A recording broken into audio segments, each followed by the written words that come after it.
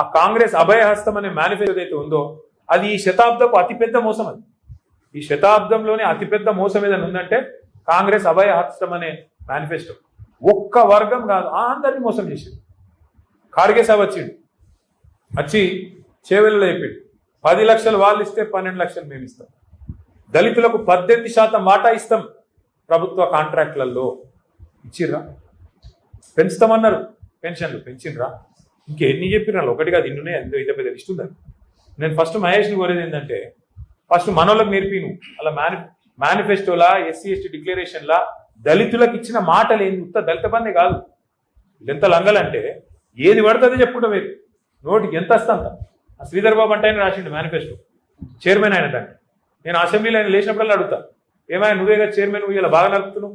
ఇస్తామండి అంటాడు. ఇస్తామండి అంటే నువ్వే చెప్పినావు కదా 100 రోజులు ఇస్తా అని. 100 రోజుల్లో ఇస్తా, 6 అయినా ఇటు సూర్యుడు అటు పొడిచినా అని డైలాగులు కొట్టింటే ఏం కాదు. అందుకే అడుగుతున్నాం, 100 రోజుల్లో చేయలేదు కాబట్టి 600 రోజులు అయింది కాబట్టి అడుగుతున్నాం బరాబర్.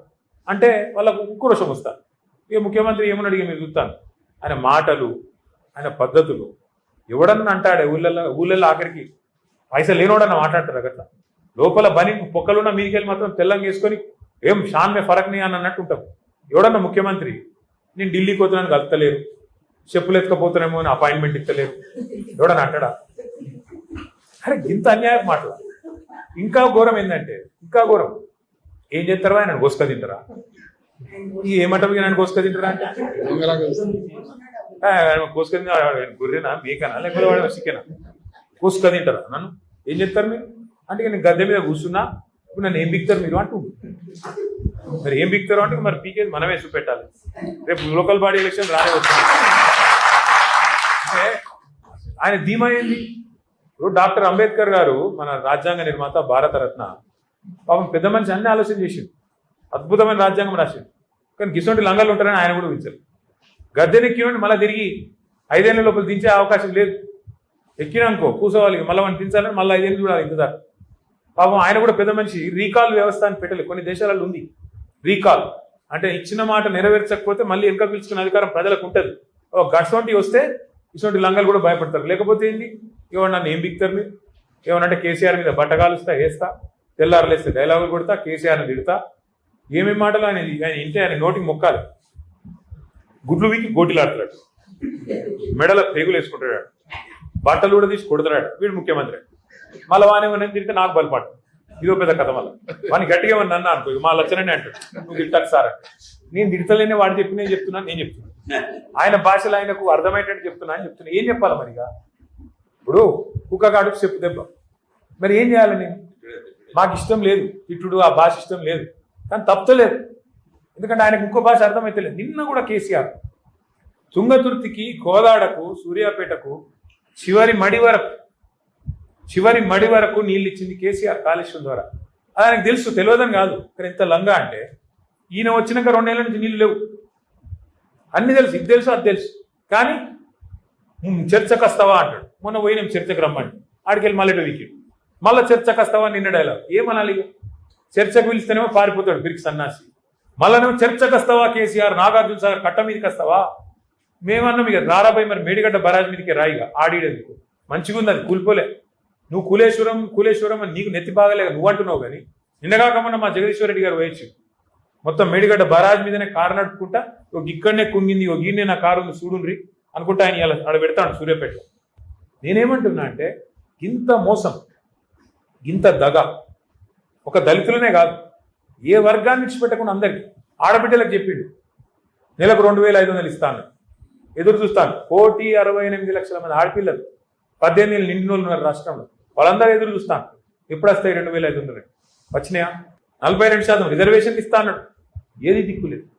ఒక వర్గం కాదు, రైతులకు వెంటనే రుణమాఫీ అన్నాడు, 10,000 కాదు 15,000 ఇస్తా అన్నాడు, రైతు కూలీలకు ఇస్తా అన్నాడు, కౌలు రైతులకు ఇస్తా అన్నాడు. ఎన్ని మాటలు, ఎన్ని మోసాలు లెక్క పెడితే మొత్తం 420 ఉన్నాయి, కరెక్ట్గా 420. అందుకే నా ప్రార్థన మీతో, ముఖ్యంగా తమ్ముడు మహేష్తోని, మీ అందరితో, ఒకటి, మీరు సమిష్టిగా కొట్లాడితేనే, మీరు గొంతిప్తేనే అడగండి అవ్వ కూడా పోవ పెట్టదు. మొదలు ఈరోజు మీటింగ్ తర్వాత నేను పార్టీ తరఫున బట్టి విక్రమార్క గారు, ఆయన ఇవాళ డిప్యూటీ సీఎం ఉన్నాడు, ఆర్థిక శాఖ మంత్రి ఉన్నాడు, వెంటనే లెటర్ రాస్తా. మీ రిప్రజెంటేషన్ తీసుకొని దాని మీదకెళ్ళే లెటర్ రాస్తాం.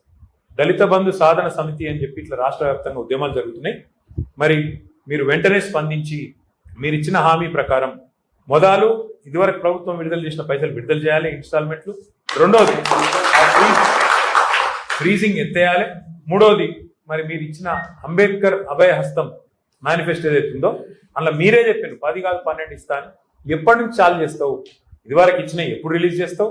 ఇవి ఎప్పటి నుంచి చాలు చేస్తావు చెప్పాలని అడుగుతాను. అట్లా ఆయనకి యాద్ చేస్తా. కేసీఆర్ ఉన్నప్పుడు 1022 గురుకుల పాఠశాలలు పెట్టినారు.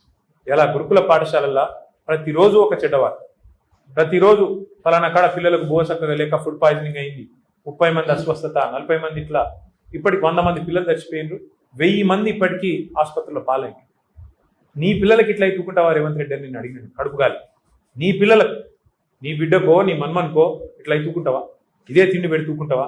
ఇలా సాంబార్ వాళ్ళకు వాళ్ళకి పైసలు ఇస్తలేదు.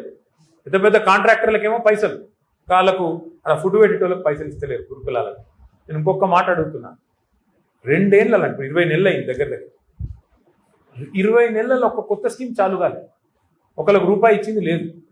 ఒక్కటి ఫ్రీ బస్సు తప్ప ఇంకోటి ఏమైనా ఉందా? ఏది లేదు. మరి ఆడబోతున్నాయి పైసలండి. పిల్లలకు భోజనం పెట్టలేని దుస్థితులు ఉందా ప్రభుత్వం? ఒక్క గ్యారెంటీ అమలు చేయకపోతివి, రైతు బంధు పెంచకపోతివి, 2 సార్లు ఎగ్గొడితివి, దళిత బంధు పెంచకపోతివి, ఉన్న పైసలే ఇవ్వకపోతివి, ఆడబోతున్నాయి పైసలు. మరి ప్రభుత్వం యొక్క డబ్బులు, ప్రజల యొక్క సంపద ఎక్కడ పోతుంది? ఎవరి జేబులకు పోతుంది? ఢిల్లీలో రాహుల్ గాంధీకి పోతుందా? కాంట్రాక్టర్లకు పోతుందా? మరి ఏడబోతున్నది చెప్పాల్సిన బాధ్యత ప్రభుత్వానికి లేదా? అందుకే మేము కొట్లాడుతుంటే మా మీద కేసు, ఈ కేసు నువ్వుదామా, ఆ కేసులో నువ్వుదామా, ఏం బీక్తావు? ఎక్కువ ఓ కేసు పెడతావు, 4 రోజులు జైలుకి పంపుతావు, నీ కక్ష తీసుకుంటావు, అంతే కదా. అంతకంటే ఎక్కువ చేసేది ఏముంటుంది మమ్మల్ని? కానీ ఒకటి మాత్రం పక్క, ఆయన కేసులు పెట్టినా, జైలుకు పంపినా, ఆయన ఇంకో 10 కేసులు ఇంకా పెట్టినా మేము మాత్రం ఊకోము. ఖచ్చితంగా కేసీఆర్ గారి నాయకత్వంలో అందరం సమిష్టిగా మీకోసం, రాష్ట్రంలోని ప్రతి ఒక్కరి కోసం కొట్లాడుతూనే ఉంటాం. కాకపోతే మీ మద్దతు మాకు కావాలి. మీరు ఇప్పటికే 16 జిల్లాలకు పోయినామన్నారు, సంతోషం. మిగతా 14-15 జిల్లాలు కూడా మీరు పోవాలి. తప్పకుండా అందరం కలిసికట్టుగా ముంగడికి పోవాల్సిందే. తప్పకుండా 100% మీకు అండగా నిలబడుతుంది. ఈశ్వరన్న చెప్పిండు మరి 16 జిల్లాలో మరి ఇప్పుడు తమ్ముడు ఇచ్చినాడు ఏమేం పోరాటాలు చేసిండ్రు, ఎక్కడెక్కడ చేసిండ్రు, బ్రహ్మాండంగా చేసిండ్రు. హుజూరాబాద్ లో కూడా చక్కటి కార్యక్రమం చేసిండ్రు. మా సోదరుడు కౌశిక్ రెడ్డి గారు కూడా ఆ రోజు అరెస్ట్ అయ్యాడు, దెబ్బలు తిన్నాడు. ఆయన కూడా బాగా ఇబ్బంది పడ్డాడు ఆ రోజు, నాకు యాద్. మీరు ఇంకా రాష్ట్ర వ్యాప్తంగా మీరు ఇంకా కమిటీలు విస్తరించండి. మేము మీకు పూర్తిగా అండగుంటాం, పార్టీ అండగుంటుంది. మీ కార్యక్రమం ముందు ఈశ్వరన్ నాకు చెప్పండి, అన్న ఇంకో వారం రోజుల తర్వాత గిడ చేస్తున్నాం, మొత్తం పార్టీ మొత్తం మీకు అండగా వచ్చి నిలబడుతుంది. ఈ కార్యక్రమం కేసీఆర్ గారు మా అందరికి కూడా చెప్తా ఉన్నాడు, ఏందయ్యా మీరు దళిత బంధు మర్చిపోయినరా, ఎందుకు మాట్లాడతలేరు మీరందరూ, ఏం పుట్టింది మీకు అని చెప్పి మాకు కూడా ఎప్పటికప్పుడు సార్ చెప్తూనే ఉంటారు. మేమందరం కూడా మీకు అండగా నిలబడతాం. ఉదాహరణకు కూడా మీరు మంత్రులే చేయాలి, వారం రోజుల ముందే చెప్పుండ్రి, మొత్తం పుట్టమలతో సహా మంచి మోకా ఇప్పుడు మనకు దొరికింది. లోకల్ బాడీ ఎలక్షన్ ముంగట్నే ఉన్నది. సర్పంచ్, ఎంపీటీసీ, జెడ్పీటీసీ, అట్లే కౌన్సిలర్ ఎలక్షన్లు ముంగట్నే ఉన్నాయి. నా ప్రార్థన మీతోని దళిత జాతిని తప్పకుండా జాగృతం చేయాలి.